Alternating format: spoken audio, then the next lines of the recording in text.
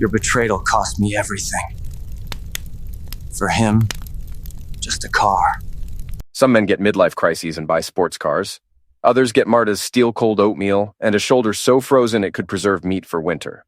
I'm Tom Halstead, 45 years old, finance manager at Millbrook Credit Union, and apparently the world's most oblivious husband.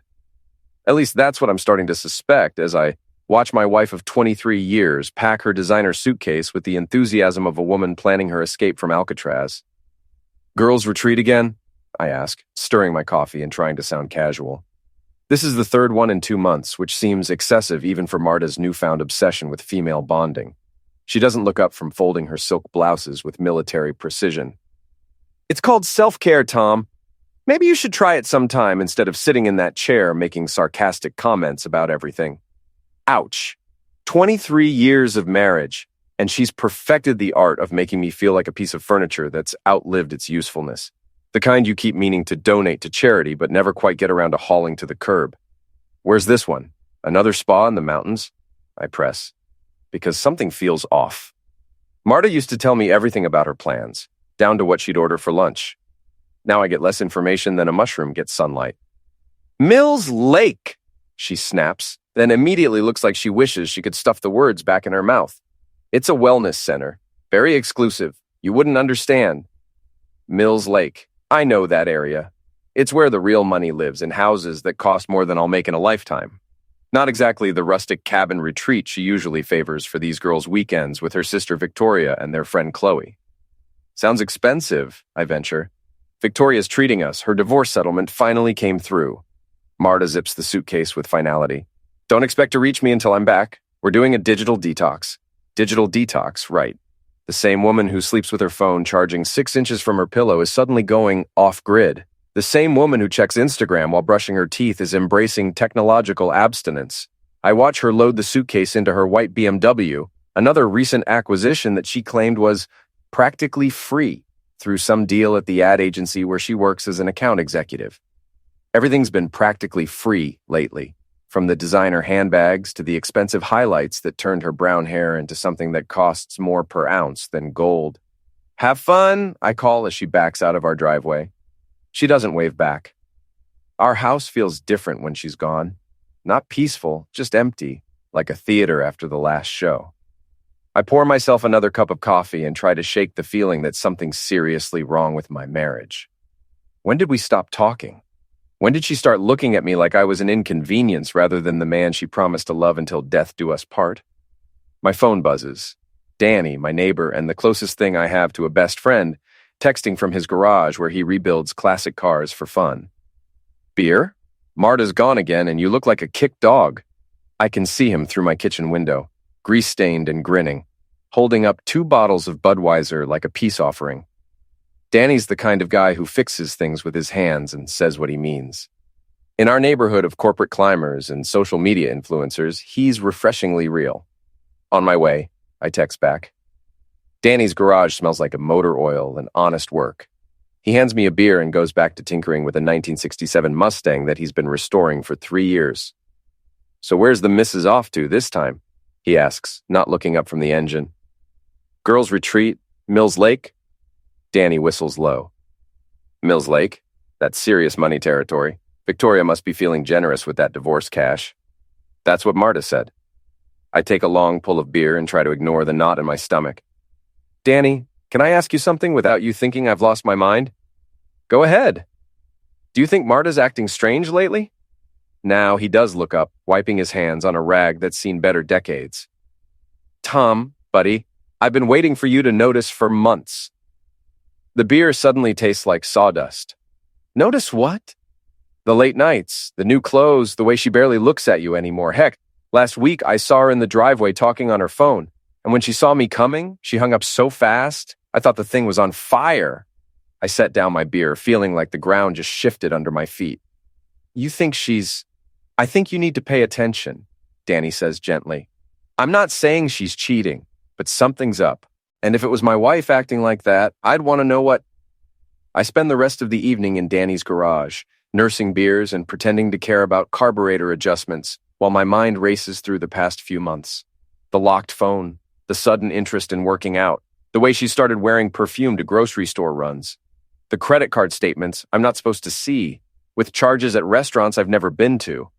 When I finally go home, the house feels like a mausoleum. I sit in my recliner, the one Marta's been nagging me to replace, and try to remember the last time we laughed together. Really laughed. Not the polite chuckles we exchange when one of us shows the other a mildly amusing meme I can't remember. My phone sits on the side table, innocent as a sleeping cat. I know Marta's passcode. It's been our anniversary date for years. Surely she hasn't changed it. Surely I'm being paranoid, letting Danny's suspicions poison my thoughts. But at midnight, alone in my dark living room, I pick up my phone and open the Find My app. Marta's phone shows up as a blue dot on the map, and my heart stops. She's not at Mills Lake Wellness Center. She's at a private residence on the North Shore, a massive estate that, according to the satellite view, has its own dock and what looks like a tennis court. Maybe it's a rental. Maybe Victoria booked them a house instead of a hotel. Maybe there's a perfectly innocent explanation for why my wife lied to me about where she'd be spending the weekend. Or maybe I'm the world's biggest fool, and it's time to find out just how deep this rabbit hole goes. I screenshot the location and stare at it until my eyes burn. Tomorrow, I'm going to Mills Lake. Not to confront anyone or make a scene, just to see for myself what my wife's idea of a girl's retreat really looks like. Because if Danny's right, if something is going on, I need to know. 23 years of marriage deserves at least that much honesty, even if the truth destroys everything I thought I knew about my life. The drive to Mills Lake takes 2 hours, which gives me plenty of time to question my sanity and practice explanations for why I'm essentially stalking my own wife. Officer, you see, my marriage might be a lie. Probably won't hold much water if I get caught trespassing on some millionaire's property. The GPS leads me through increasingly expensive neighborhoods until I'm driving past gates that cost more than my annual salary. The address from Marta's phone corresponds to a sprawling estate set back from the road by about a quarter-mile of manicured lawn and strategically placed oak trees. I park my Honda Civic behind a cluster of evergreens and feel like the world's most pathetic private investigator. The estate is surrounded by a low stone wall that's more decorative than functional. Clearly, whoever lives here isn't too worried about intruders. Then again, most people don't have to deal with suspicious husbands conducting amateur surveillance operations. The late afternoon sun slants through the trees as I make my way along the wall, looking for a good vantage point. My heart hammers against my ribs like it's trying to escape my chest. Part of me hopes I'll see Marta and Victoria and Chloe sitting around a pool with cucumber water and face masks, proving that I'm just a paranoid middle-aged man who watches too many crime shows. But the larger part of me, the part that's been growing stronger for months, knows better. I find a tall maple tree near the back of the property that offers a clear view of the main house. Climbing trees at 45 isn't as easy as it was at 15, but desperation is a powerful motivator. I wedge myself between two thick branches and peer through the leaves at the house below. The back patio is lit by strings of elegant lights, and I can see figures moving around what appears to be an outdoor bar setup. I pull out my phone and zoom in with the camera, my hands shaking slightly as the image comes into focus. There's Marta, wearing a white sundress I've never seen before, her hair styled in loose waves that catch the light. She's laughing at something someone just said, holding a champagne flute that sparkles in the evening glow. And there's Victoria, her sister, looking perfectly at home in designer jeans and a silk blouse that probably costs more than my mortgage payment. Victoria's always been the glamorous one, the one who married money and lived the life Marta used to claim she didn't want. Chloe's there too, Marta's friend from college who never met a piece of gossip she didn't love. The three of them look exactly like what Marta claimed they'd be. 3 women enjoying a luxurious getaway, except for the men. There are 2 guys I don't recognize, both younger than me, both clearly comfortable in this expensive setting. One is tall and lean with the kind of tan that comes from actual leisure time, not weekend yard work. The other is broader, with silver hair, and the confident posture of someone who's used to being the most important person in any room. I watch them interact, looking for signs of innocent friendship. Maybe these are Victoria's new friends from her divorce lawyer's office. Maybe they're gay and fabulous and completely harmless. But then I see Marta lean into the tall one, her hand resting on his chest as she whispers something in his ear. He responds by sliding his arm around her waist, his fingers splaying across her hip in a gesture that's anything but friendly. My stomach drops into my shoes. I fumble with my phone, trying to capture what I'm seeing while maintaining my balance in the tree. The camera clicks softly as I document my wife's betrayal in high definition. Marta tilting her face up to receive a kiss from a stranger. Victoria raising her champagne glass in what appears to be a toast. Chloe taking pictures with her own phone, clearly documenting what she thinks is a private celebration. The tall man's face comes into clearer focus as he turns toward the house, and I nearly fall out of the tree in shock. It's Jared Cole, the creative director from Marta's ad agency. I've met him at exactly 3 office parties over the years, and each time I thought he was the kind of guy who probably refers to wine as notes of oak and pretension. Jared Cole, with his silver Audi and his gym membership and his habit of using words like synergy in casual conversation. Jared Cole, who I remember Marta mentioning, works late on a lot of the same projects she does. Jared Cole, who's currently running his hands through my wife's hair like he owns her. I take picture after picture, my anger building with each captured moment of intimacy. 23 years of marriage, 2 kids in college, a mortgage we've been paying down together for 2 decades, and this is what it comes to. My wife playing house with some corporate pretty boy while her sister and best friend cheer them on like it's the greatest romance of the century. The betrayal cuts deeper than I expected. It's not just Marta. It's Victoria, who I've considered family, who I've helped move apartments and loaned money to when her first marriage fell apart. It's Chloe, who I've driven home from parties when she was too drunk to call an Uber, who sends me funny memes about married life and signs her Christmas cards. Love you guys. They're all in on it. They're all complicit in making me look like a fool.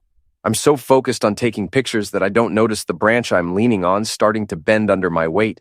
It gives way with a sharp crack that echoes across the quiet evening like a firecracker. I grab for another branch but miss, tumbling toward the ground in a cascade of leaves and poorly suppressed panic. I hit the earth with a thud that knocks the wind out of my lungs and sends my phone flying into a nearby bush. What was that? I hear someone call from the patio. I scramble to my feet, ignoring the sharp pain in my ribs and the scrapes on my palms. My phone is somewhere in the darkness, and I can hear footsteps approaching from the house. Probably just a raccoon, another voice says, Jared's voice, smooth and unconcerned. Should we check? That's Marta, and the casual tone in her voice as she discusses potential intruders while cheating on her husband makes my blood boil. I abandon the search for my phone and run, crashing through the underbrush like a wounded deer. Branches tear at my clothes and scratch my face, but I don't stop until I reach my car. I throw myself into the driver's seat and sit there shaking, my heart pounding so hard I can hear it in my ears. The drive home passes in a blur of rage and disbelief. By the time I pull into my driveway, I've made a decision that surprises me with its clarity. They want to play games? Fine, I'll show them how games are really played. But first, I need to go back and get my phone. Those pictures are evidence, and I'm going to need every piece of ammunition I can get for what comes next. I wait until 2 a.m, then drive back to Mills Lake with Danny's heavy-duty flashlight and a grim determination that feels foreign but not unwelcome. The estate is dark now. The party clearly moved inside or ended altogether. It takes me 20 minutes of searching, but I find my phone wedged under a rhododendron bush, its screen cracked but still functional. The pictures are all there, clear as day and utterly incriminating.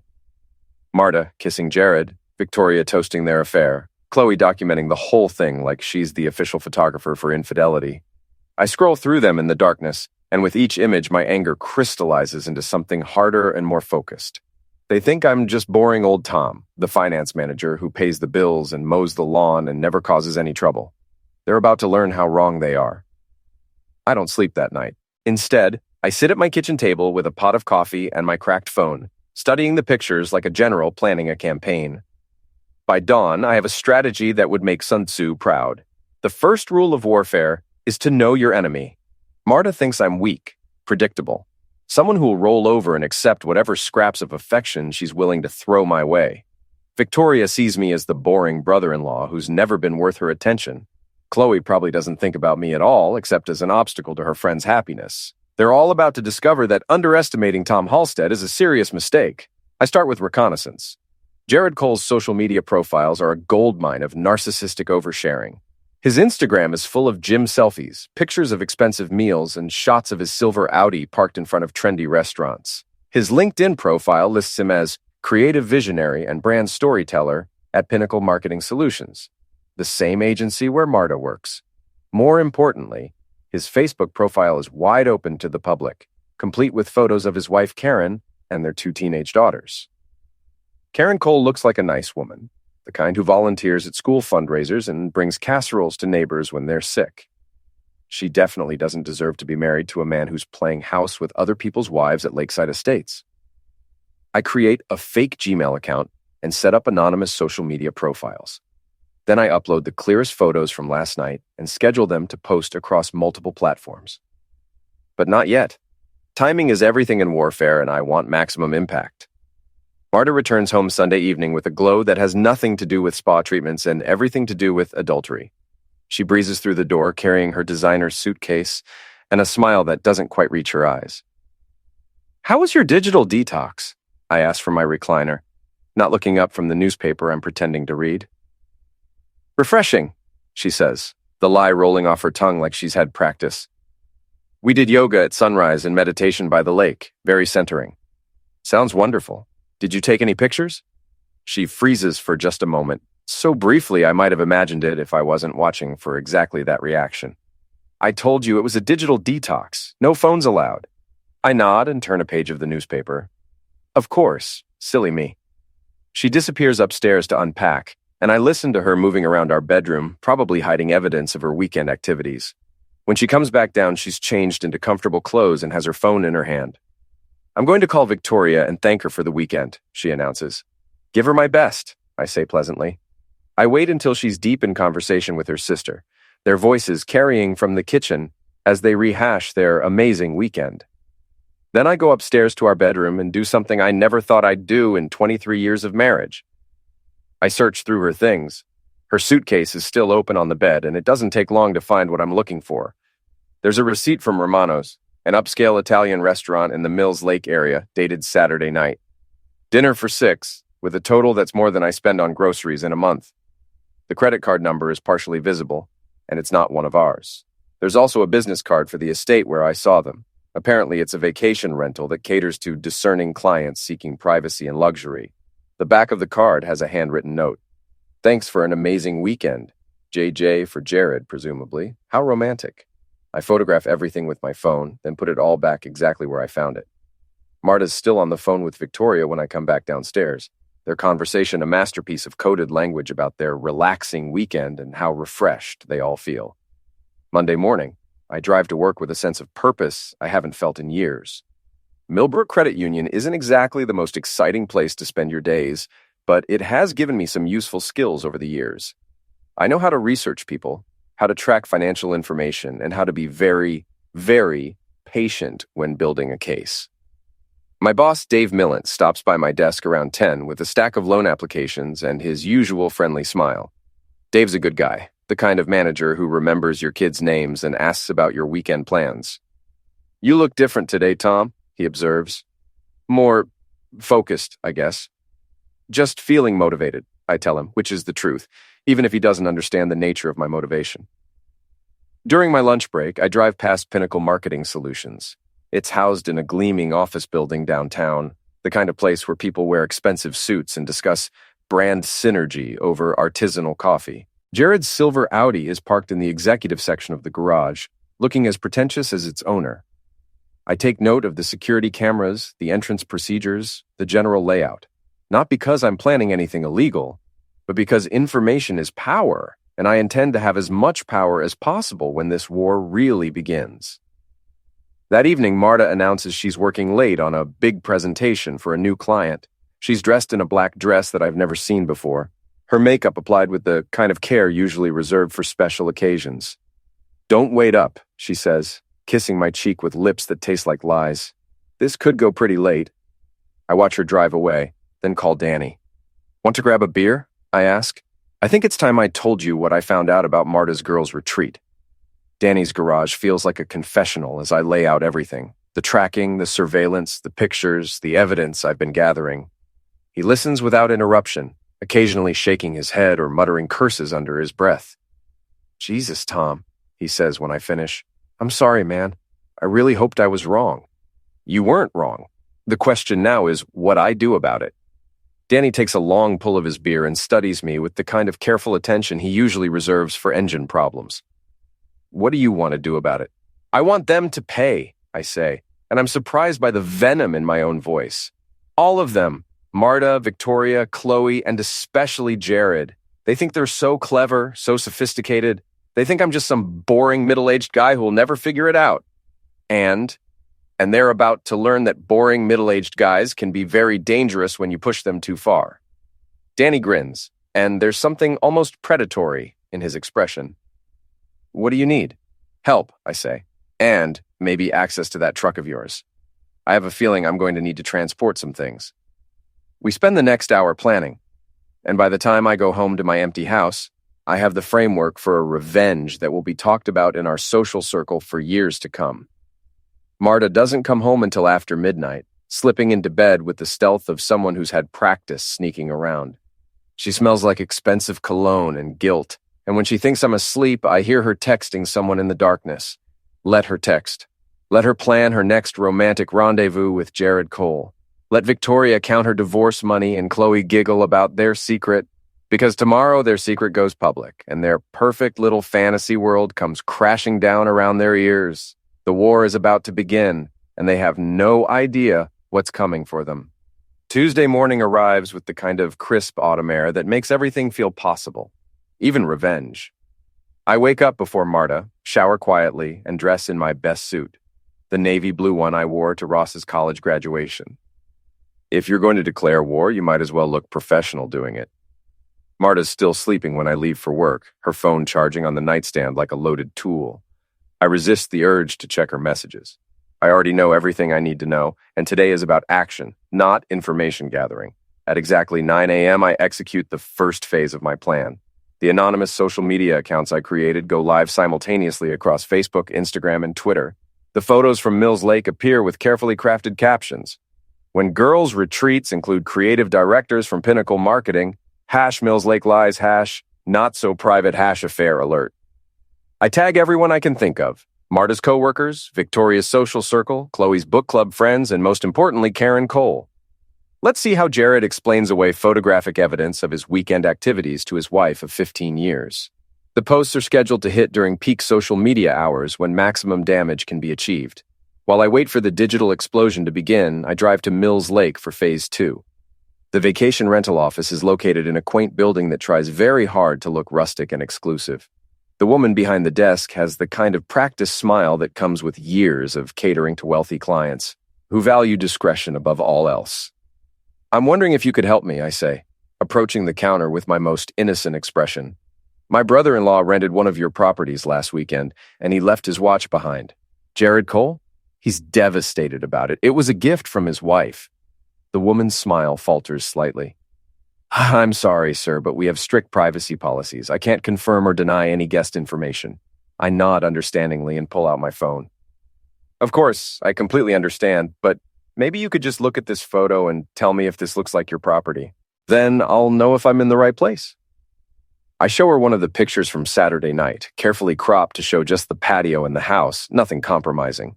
Her face goes pale as she recognizes the distinctive stonework and outdoor lighting.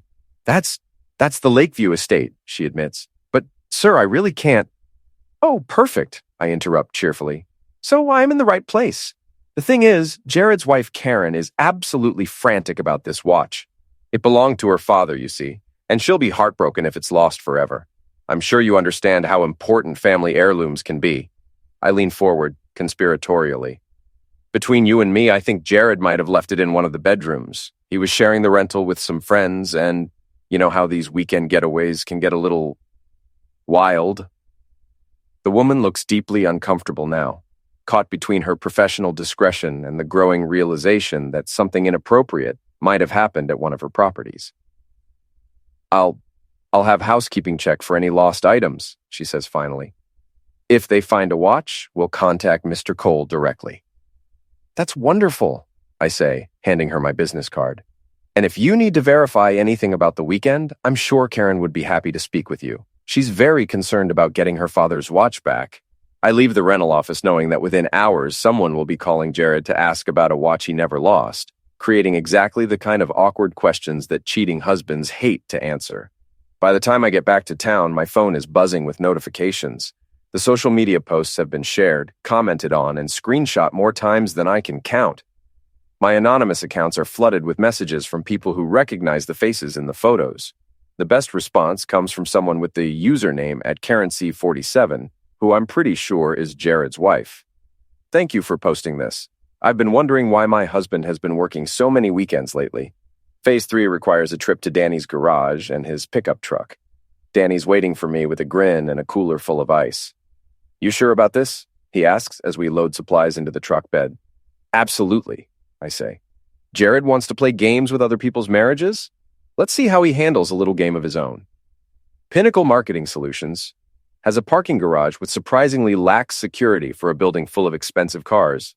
Jared's silver Audi sits in its designated spot like a monument to midlife crisis masculinity. We work quickly and efficiently. The ice goes under his car, creating a puddle that will look suspicious to anyone passing by. The business cards I had printed, discretion investigation services, we find what you're hiding, go under his windshield wipers and scattered around the nearby cars. The piece de resistance is a magnetic sign that Danny designed and printed at his friend's shop. Ask me about my weekend at Mills Lake, in bright red letters across the driver's side door. Think he'll notice? Danny asks, stepping back to admire our handiwork. Hard to miss, I reply. And even if he takes it off immediately, everyone in the garage will see it first. We're walking back to Danny's truck when my phone rings. It's a number I don't recognize, but I answer anyway. Is this Tom Halstead? The voice is female, upset and vaguely familiar. Yes. Who's this? This is Karen Cole, Jared's wife. I think we need to talk. My heart rate spikes, but I keep my voice calm. Of course, Mrs. Cole. What can I do for you? I saw the photos, the ones posted online. That's my husband with your wife, isn't it? There's no point in pretending anymore.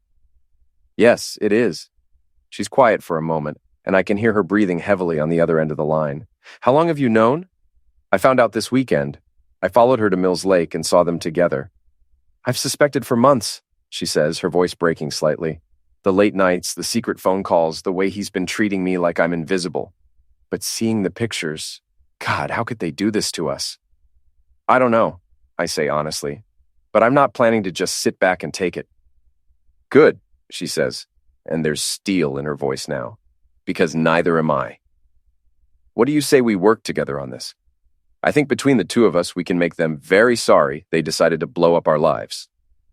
I look at Danny, who's been listening to my side of the conversation with growing amusement. He gives me a thumbs up. Misses. Cole, I say, I think that's an excellent idea.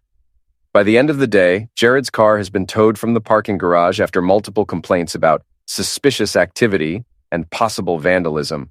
The social media posts have been shared hundreds of times, and both Marta and Victoria have been forced to make their profiles private to stop the flood of comments and questions. But the real victory comes at 8 p.m., when Marta storms through our front door with fury radiating from every pore. What the heck did you do? She screams, waving her phone at me like a tool. I look up from my newspaper with mild interest. I'm sorry, what? The pictures, Tom. The freaking pictures all over the internet. Did you follow me? Did you spy on me like some kind of psychopath? I fold the newspaper carefully and set it aside. I prefer the term concerned husband, actually. And yes, I followed you. Imagine my surprise when your girl's retreat turned out to include Jared Cole and his wandering hands. She stares at me like she's never seen me before. You had no right. I had every right, I interrupt, standing up to face her. I'm your husband, Marta. 23 years, 2 kids, a mortgage, and a life we built together. That gives me the right to know when you're throwing it all away for some corporate pretty boy with a midlife crisis and a rented mansion. It's not what you think. It's exactly what I think. And now everyone else thinks so too. Her phone buzzes and she glances at it with growing panic. My boss wants to see me tomorrow morning. Jared's been suspended pending an investigation into inappropriate workplace relationships. Victoria's ex-husband is threatening to contest the divorce settlement. This is insane. This is consequences, I correct her. Something you apparently forgot existed. She looks at me with something that might be respect if it wasn't mixed with so much hatred. I want a divorce. Good, I say calmly. So do I. But we're going to do this my way. On my terms, because unlike you, I believe in honoring commitments. including the commitment to end this marriage with whatever dignity we have left. She storms upstairs, and I hear her slamming drawers and closet doors. 20 minutes later, she comes back down with a suitcase and her car keys. "I'm staying at Victoria's," she announces. "Give her my regards," I say, "and tell her I said thanks for the entertainment. Those pictures of her toasting your affair are really getting a lot of attention online." The door slams behind her hard enough to rattle the windows, and suddenly the house is quiet again. But this time, the silence feels like victory instead of emptiness. My phone buzzes with a text from Karen Cole. "Jared just moved out. Want to grab coffee tomorrow and plan our next move?" I text back, "Absolutely. This war is just getting started. And for the first time in months, I'm genuinely looking forward to tomorrow." 3 weeks later, I'm sitting in my lawyer's office reviewing divorce papers when my phone buzzes with a text that makes my blood run cold. "Tom, this is Chloe. We need to talk. Meet me at Brewster's Coffee at 2 p.m. Come alone." Chloe hasn't spoken to me since the Mills Lake photos went viral. None of Marta's friends have. I've become persona non grata in our social circle, the vindictive husband who couldn't handle his wife's happiness with grace and dignity. But something about this text feels different, urgent, maybe even desperate. Brewster's Coffee is neutral territory, a busy cafe downtown where the noise level provides natural cover for sensitive conversations. I arrive early and choose a corner table with a clear view of the entrance. Chloe walks in looking like she's aged 5 years and 3 weeks. Her usually perfect hair is pulled back in a messy ponytail, and there are dark circles under her eyes that makeup can't quite hide. She spots me immediately and approaches with the wary caution of someone entering a lion's den. "Tom," she says, sliding into the chair across from me. "Thanks for coming." "What do you want, Chloe?" I ask, not bothering with pleasantries. "Come to tell me what a terrible person I am for exposing your friend's affair?" She flinches like I slapped her. "Actually, I came to warn you, and to apologize." That catches me off guard. "Warn me about what?" She glances around nervously, then leans forward and lowers her voice. "Jared's lost it, Tom. Completely lost it. He's been calling Marta constantly, blaming her for ruining his life. His wife took him for everything in the divorce, the house, the cars, half his retirement. He got fired from Pinnacle after the photos went public and the company decided he was a liability."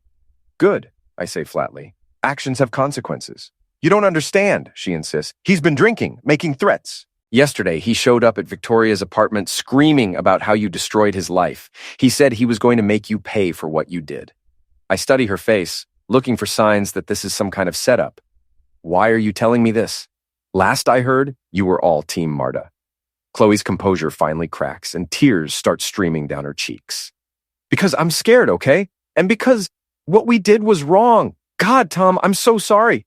I got caught up in the excitement of it all. The romance and drama and secrets. Marta made it sound like your marriage was already over, like you were just roommates going through the motions." "We were," I admit, "but that doesn't justify what she did, what you all did." "I know that now," she says, wiping her eyes with a napkin. "I've been thinking about it nonstop since everything exploded. How would I feel if my husband was cheating on me and my friends were helping him cover it up? I'd be devastated. I want to stay angry at her, but there's something genuinely broken in her expression that makes it hard to maintain my rage. What exactly did Jared say about making me pay?" "He was drunk and rambling, but he kept talking about how you humiliated him, how you made him a laughing stock. He said he knew where you lived, knew your routine. Tom, I think he might try to hurt you." Before I can respond, my phone buzzes with a call from Danny. "Tom, you need to get home right now," he says without preamble. "There's some guy in a black pickup truck parked across from your house. He's been sitting there for an hour, just watching." My blood turns to ice water. I'm on my way. I stand up abruptly, leaving Chloe sitting at the table. "Thanks for the warning," I tell her. "And Chloe, stay away from my house for the next few days." The drive home takes 15 minutes that feel like 15 hours. Danny's waiting in his driveway when I pull up, and he points across the street to where a black Ford F-150 sits under the shade of an oak tree. "That him?" Danny asks. I squint at the figure behind the wheel and recognize Jared's profile. He's slumped forward slightly, and even from this distance, I can tell he's been drinking. "Yeah, that's him," I say. "How long has he been there?" "Like I said, about an hour. Just sitting there, staring at your house like he's planning something." As if he can sense our attention, Jared straightens up and looks directly at us. Even across the street, I can see the hatred in his expression. He starts the truck and drives slowly past us, rolling down his window as he approaches. "This isn't over, Halstead!" he shouts, his words slurred but unmistakably threatening. "You ruined my life, and I'm going to ruin yours!" He speeds off, leaving the smell of exhaust and the promise of violence hanging in the air. "We should call the cops," Danny says. "And tell them what? That my wife's ex-boyfriend drove past my house and yelled at me? They'll take a report and file it away, and Jared will be back tomorrow." Danny studies me with the same careful attention he gives to complicated engine problems. "What are you thinking?" "I'm thinking it's time to end this once and for all," I say. "But I'm going to need your help." We spend the next 2 hours planning, and by evening we're ready for whatever Jared Cole thinks he's going to do to me. The trap is elegant in its simplicity. Danny parks his truck in my driveway and goes home through the backyards, making it look like he's staying the night. I leave all the lights on in the house and park my car in the garage, creating the impression that I'm home alone and unaware of any danger. Then we wait in Danny's garage with a clear view of my house and the street beyond. Jared shows up at 11 p.m., parking the black pickup 3 blocks away and approaching on foot.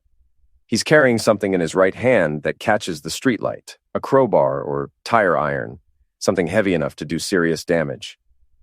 "There he is," Danny whispers, pointing to the shadow moving between houses. Jared creeps around to my backyard, clearly planning to break in through the patio door. What he doesn't know is that I've set up a series of motion-activated cameras and lights that will turn his attempted break-in into a very public spectacle. The first light blazes to life as he approaches the patio, followed immediately by 2 more. Jared freezes like a deer in headlights, temporarily blinded by the sudden illumination. That's when Danny and I make our move. We approach from both sides, cutting off his escape routes. I'm carrying a baseball bat, not to hurt him, but to make it clear that I'm not the helpless victim he thinks I am. "Evening, Jared," I say conversationally. "Nice night for a little breaking and entering, don't you think?" He spins around, raising the tire iron defensively. Up close, I can smell the alcohol on his breath and see the wild desperation in his eyes. "You son of a witch," he snarls. "You destroyed everything I worked for. My job, my marriage, my reputation, all gone because you couldn't handle your wife finding someone better." "Better?" I laugh, and there's no humor in the sound. "Jared, you're a middle-aged cliche having a midlife crisis with someone else's wife. There's nothing impressive about that." "She loves me," he shouts, waving the tire iron dangerously. "We were going to be together, start a new life until you ruined everything." "She loves your money and your attention," I correct him. "Just like she loved mine until something shinier came along. You think you're special? You're just the next mark in line." The truth hits him like a physical blow, and I see something break behind his eyes. "Shut up," he whispers. "Just shut up." "Where is she now, Jared?" I press. "Now that your money's gone and your reputation's shot, where's the great love of your life? Because I'll bet you anything she's not taking your calls anymore." He charges at me with a roar of pure rage, swinging the tire iron in a wide arc that would have caved in my skull if it had connected. But 45 years of living with Marta has taught me how to dodge emotional attacks, and physical ones aren't that different. I sidestep and bring the baseball bat up in a defensive position, while Danny moves in from behind. Between the two of us, we manage to wrestle the tire iron away from Jared and pin him against the patio wall. "Here's what's going to happen," I tell him, my face inches from his. "You're going to get in your truck and drive away, and you're never going to come near me or my house again. Because if you do, I'll make what happened to your reputation look like a gentle suggestion." "You can't threaten me," he pants, but there's no fight left in him. "I'm not threatening you," I say calmly. "I'm promising you. I have security cameras recording this entire conversation, showing you on my property with a tool, attempting to break into my house. One phone call to the police, and you'll be spending the next few years in prison explaining to your cellmates why you're there." I step back and gesture toward the street. "Or you can walk away right now and never bother me again. Your choice." Jared looks between Danny and me, clearly calculating his odds. Whatever he sees in our faces convinces him that discretion is the better part of valor. "This isn't over," he mutters, but the words lack conviction. "Yes, it is," I tell him. "It's been over since the moment you decided to sleep with my wife. Everything since then has just been cleaning up the mess." He stumbles toward the street, defeated and broken. We watch him drive away, and I know with absolute certainty that he won't be back. "Think that's the end of it?" Danny asks. "For him? Yeah. but there's still one more conversation I need to have. The next morning, I drive to Victoria's apartment complex where Marta has been staying since our confrontation. She's sitting on the balcony when I arrive, looking older and more fragile than I've ever seen her. "Tom," she says when she sees me, "what are you doing here?" "Saying goodbye," I tell her. "The divorce papers are final, the house is sold, and I'm moving to Florida next month, starting over somewhere warm." She stares at me like I'm speaking a foreign language. "Florida? What about your job? Your life here?" "What life?" I ask. "The one where I pretend our marriage wasn't a lie? The one where I smile and nod while you parade your affair partners through our social circle? That life is over, Marta. You ended it." "I never meant for things to happen this way," she says quietly. "Yes, you did," I reply. "Maybe not consciously, but you made a series of choices that led exactly here. And now we both have to live with the consequences." I turn to leave, then stop and look back at her one more time. "For what it's worth," I say, "I hope you find whatever it is you're looking for, but you won't find it with men like Jared Cole. They're just as empty as you are." I walk away without looking back, and for the first time in months, I feel truly free. 2 months later, I'm sitting on a beach in Clearwater watching the sunset paint the Gulf of Mexico in shades of gold and crimson. My phone buzzes with a text from Danny. "Saw Marta at the grocery store today. She asked about you. Told her you were living your best life in paradise. She looked like she was going to cry." I delete the message without responding. Some chapters of your life deserve to be closed permanently, sealed away where they can't hurt you anymore. The sun disappears below the horizon, and I raise my beer in a silent toast to new beginnings and the sweet, sweet taste of a revenge served perfectly cold.